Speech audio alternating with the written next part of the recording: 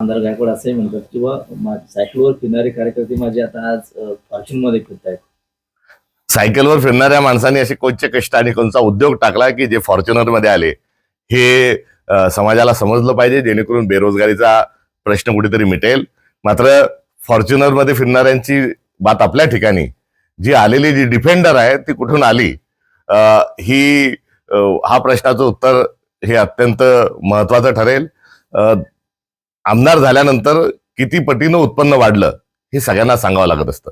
त्यामुळे 2019ला किती संपत्ती होती आणि 2014 येता येता परिवाराची आपली किती संपत्ती झाली हे जर आपण जाहीर केलं तर या सर्वातून दूध का दूध पाणी का पाणी होऊन जाईल. आणि यासोबतच कुठेतरी बुलढाण्यामध्ये निराधार लोकांना घरं बांधून देण्याकरता एका कौटुंबिक मोठ्या समारंभात जाहीररित्या काही 20 एकर का 18 एकर शेतीची दान केली होती, ती कुठे आहे, त्याच्यावर घरं पूर्ण झाले का, हाही प्रश्न या निमित्ताने उपस्थित होतो. त्यामुळे बात निकलेंगी तो बहुत दूर तलक जाएगी. कुठेतरी एकीकडे खरातांची विकृती बाहेर येत असताना भ्रष्टाचाराच्या विविध विकृत्या ह्याही आपल्या सगळ्यांच्या समोर येत आहेत. हे महाराष्ट्राचं डबल दुःख आहे. शिक्का असल्याचा आरोप केला जातो. आरोप नव्हे, निवडणूक आयोगाने देखील कबूल केलं की ते अनावधानाने झालं. ते अनावधानाने नाही, निवडणूक आयोगाने जी आपली सत्यमेव जयतेची जी आपली राजमुद्रा आहे ती राजमुद्रा बदलून आता कमळाच्या चिन्हाची राजमुद्रा केली आहे, असं या निमित्ताने सिद्ध झालंय. शिवसेना शिंदे गटांच्या नेत्यांचेच नावच अस्तित्वात येते किंवा दाखवले जात आहे. त्याच्यामध्ये फडणवीस राजकारण करत आहे असं वाटतं. नाही, फडणवीस 24 तास राजकारण करणारे व्यक्ती आहेत. ते प्रत्येक गोष्टीत राजकारण करतात. त्यांचे मित्रपक्ष दिल्लीला जाऊन आले तेव्हा विशेष राजकारण करतात. कुठे पुण्याचा जमीन घोटाळ्याचं प्रकरण असेल किंवा हे असेल असंही बोलण्याची फार मोठी जागा आहे, किंबहुना आमची ती भूमिका आहेच. मात्र राजकारणाच्या पलीकडे जाऊन खरोखर या प्रकरणाचा पाठपुरावा केला पाहिजे असं मला प्रामाणिकपणे वाटतंय. भाजपला भेट दिला असल्याची टीका मंत्री शंभूराज देसाई यांनी केली. शंभूराजे हे त्यांना मारल्याचे आरोप करतात आहे. त्यामध्ये बुलढाणा जिल्ह्याचे पालकमंत्री मकरंदाबा पाटील यांना देखील मारल्याचं कुठेतरी ऐकण्यात येत आहे. मंत्री मार खातात आहेत. काय ही सत्तेची लाचारी, काय महाराष्ट्र कुठे नेऊन ठेवला महाराष्ट्र माझा, हेच या निमित्तानं आपल्या सगळ्यांच्या समोर आलंय. मी लोकशाही डुबत असल्याचा एक एवढा मोठा पुरावा आपल्या सगळ्यांसमोर आलेला आहे.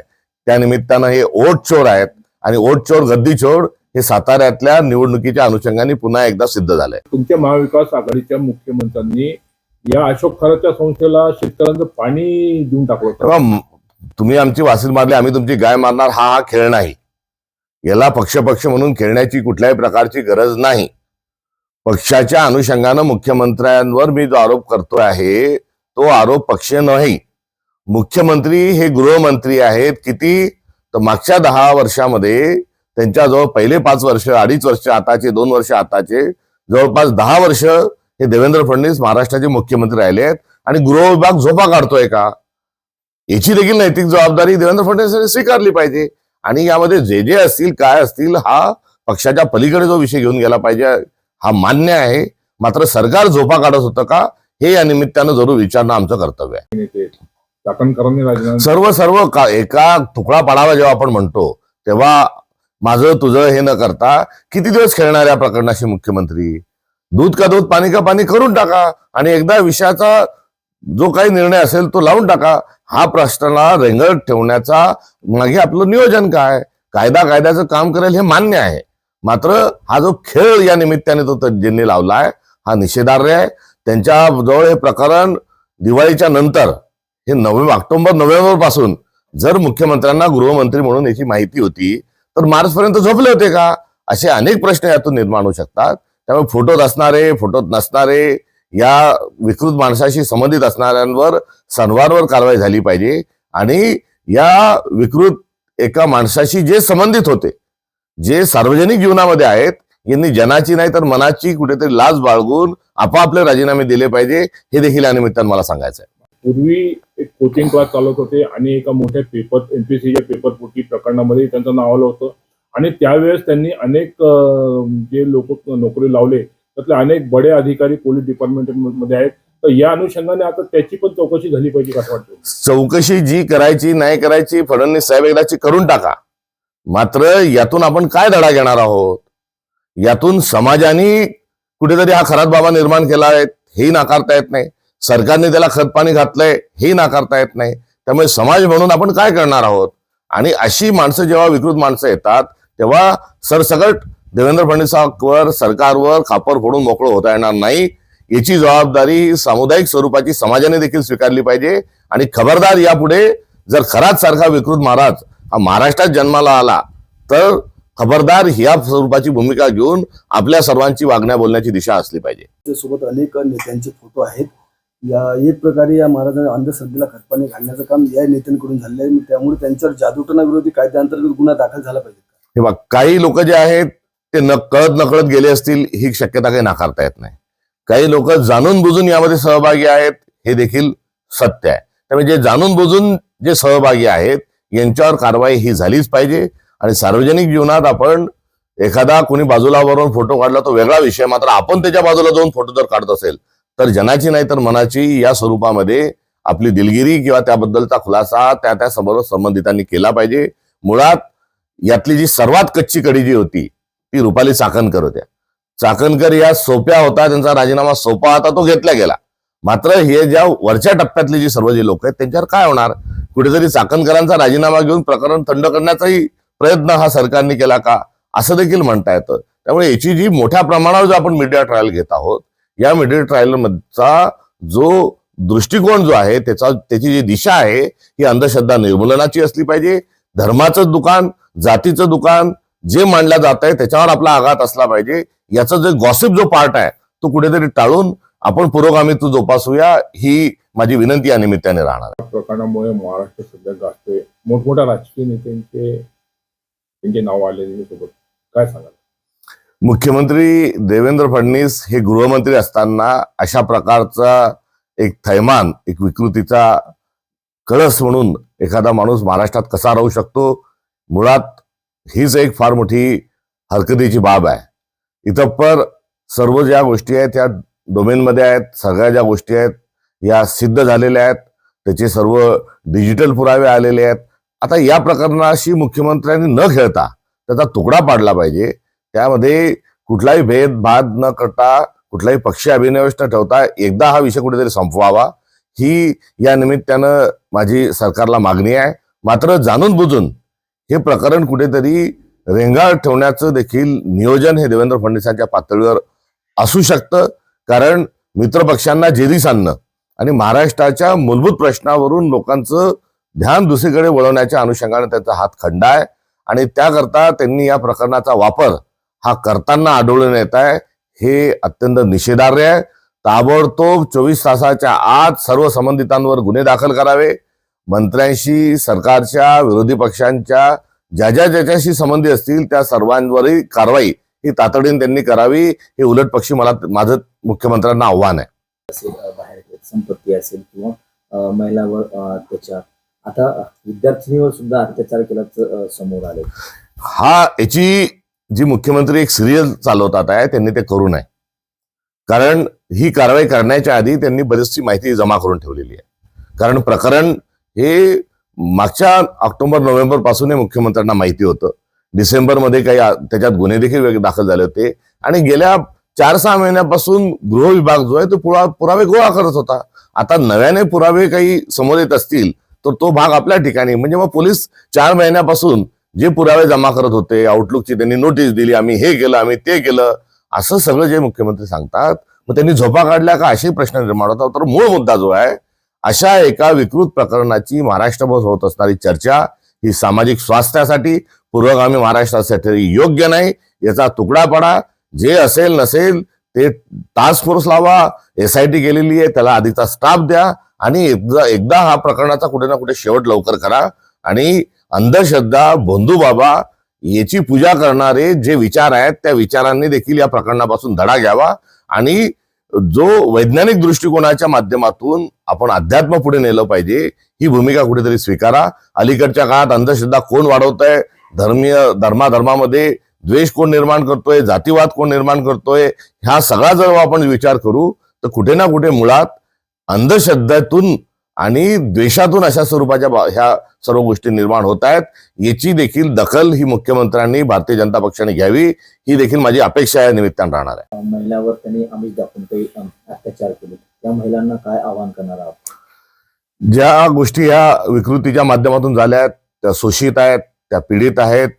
अंधश्रद्धेच्या कुठेतरी आहारी गेलेल्या जरी असल्या तरी राजकीय माणसांनी जी हाईक त्या खराताना दिली होती, तो एक सामाजिक बाजू देखील त्यामध्ये कुठेतरी ही आहे. त्यामुळे समाजभान जे आहे, हा शब्दप्रयोग जो केला तो कुठेतरी हा गुंडाळून ठेवल्यामुळेच हे झालंय. गाडगे महाराजांच्या, तुकडोजी महाराजांच्या, ज्ञानेश्वर महाराजांच्या, तुकाराम महाराजांच्या, शिवशाहू फुले आंबेडकरांच्या महाराष्ट्रात जर अजूनही जर एवढी अंधश्रद्धा जर जोपासला जात असेल आणि त्या अंधश्रद्धेचे पाळंमुळं हा आपल्या ठिकाणी अलबत्ता विषय निराळा आहे, मात्र हे खरोखरच संपूर्ण महाराष्ट्राने एकदा आपल्या पुरोगामित्वाचं, आपल्या महापुरुषांचं कुठेतरी चिंतन मनन करून हा गोष्टीला पुढे गेलं पाहिजे. महाराष्ट्र हा अंधश्रद्धा निर्मूलनाचा कायदा करणारं पहिलं राज्य म्हणून आपण समोर आलोय. नरेंद्र दाभोळकरांचा खून का झाला हे या निमित्तानं कुठे ना कुठे त्याची चर्चा होणं ही भाग आहे. नरेंद्र दाभोळकर काय सांगत होते, कोणाविरोधात सांगत होते? नरेंद्र दाभोळकरांचा अंधश्रद्धेवर कुठेतरी टीका होती, ते धर्माच्या विरोधात बोलले नाही. मात्र तेव्हाचे तथाकथित जे धर्माचे जे ठेकेदार आहेत ते पुढे येत असताना दाभोळकरांवर काय टीका करत होते, का टीका करत होते, हे देखील या निमित्तानं कुठेतरी जाणून घेतलं पाहिजे. त्यामुळे हा लढा जो आहे हा शिवशाहू फुले आंबेडकर, गाडगे महाराज, तुकडोजी महाराज आणि नरेंद्र दाभोळकरांचा हा लढा कुठेतरी पुढे आपल्याला घेऊन गेला पाहिजे. त्यामुळे जात, धर्म, पक्ष, पंथ हा बाजूला ठेवू आणि बिना अभिनिवेशाच्या अंधश्रद्धा निर्मूलनाच्या कामाच्या अनुषंगाने आपण सर्वजण कटिबद्ध राहू, हा संकल्प महाराष्ट्रात या निमित्तानं झाला पाहिजे. असेल बाहेर संपत्ती असेल किंवा महिलांवर अत्याचार, आता विद्यार्थिनीवर सुद्धा अत्याचार केल्याचं समोर आले. याची जी मुख्यमंत्री एक सिरियल चालवतात आहे त्यांनी ते करू नये, कारण ही कारवाई करण्याच्या आधी त्यांनी बरीचशी माहिती जमा करून ठेवलेली आहे. कारण प्रकरण हे मागच्या ऑक्टोबर-नोव्हेंबर पासून मुख्यमंत्र्यांना माहिती होतं. डिसेंबरमध्ये काही त्याच्यात गुन्हे देखील दाखल झाले होते आणि गेल्या 4-6 महिन्यापासून गृह विभाग जो आहे तो पुरावे गोळा करत होता. आता नव्याने पुरावे काही समोर येत असतील तर तो भाग आपल्या ठिकाणी, म्हणजे मग पोलीस 4 महिन्यापासून जे पुरावे जमा करत होते, आउटलुकची त्यांनी नोटीस दिली, आम्ही हे केलं, आम्ही ते केलं, असं सगळं जे मुख्यमंत्री सांगतात, मग त्यांनी झोपा काढल्या का असे प्रश्न निर्माण होतात. तर मूळ मुद्दा जो आहे, अशा एका विकृत प्रकरणाची महाराष्ट्रभर होत असणारी चर्चा ही सामाजिक स्वास्थ्यासाठी, पुरोगामी महाराष्ट्रासाठी योग्य नाही. याचा तुकडा पडा, जे असेल नसेल ते टास्क फोर्स लावा, SIT केलेली आहे त्याला आधीचा स्टाफ द्या आणि एकदा हा प्रकरणाचा कुठे ना कुठे शेवट लवकर करा.